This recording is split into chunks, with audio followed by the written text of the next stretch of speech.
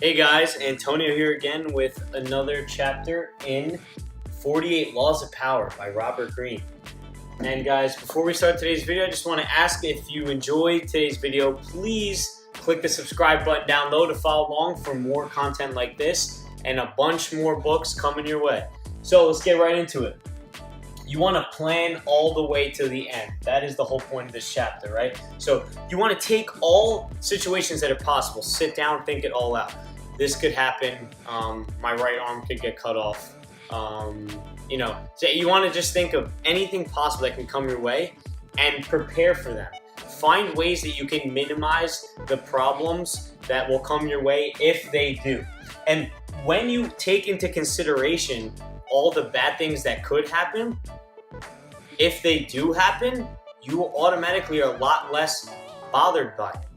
What usually ends up happening is that people don't plan to fail. They plan only for success, right? They're just thinking, yeah, everything's gonna go smoothly, just according to plan. When does that ever happen, guys? Think it through before you say that again, right?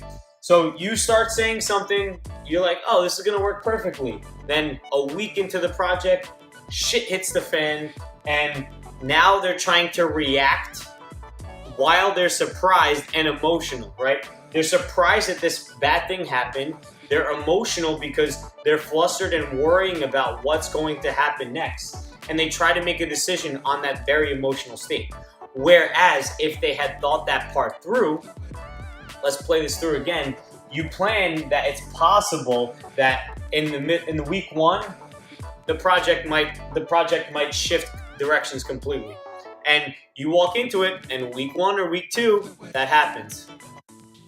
You now foresaw this coming, so you're like, okay, I knew that this would come, so I took that into consideration when I already talked about the deadline in the end, that things might change along the way, so I added myself some buffer time. And on top of that, I told myself that if this happened, I would follow steps A, B, and C, right? Now you're thinking logically, you now are prepared for it, and it doesn't affect you nearly as much. That's all the benefits of being able to plan all the way to the end. The reversal here is that you don't want your plan to be too rigid. You want it to be flexible, because with all of these options comes a lot of flexibility that's needed. You need to make sure that it's flexible, and you can't only stick to that plan no matter what. You want the goal to be the same, but you want the plan to be flexible throughout time, because failure might teach you certain ways to change.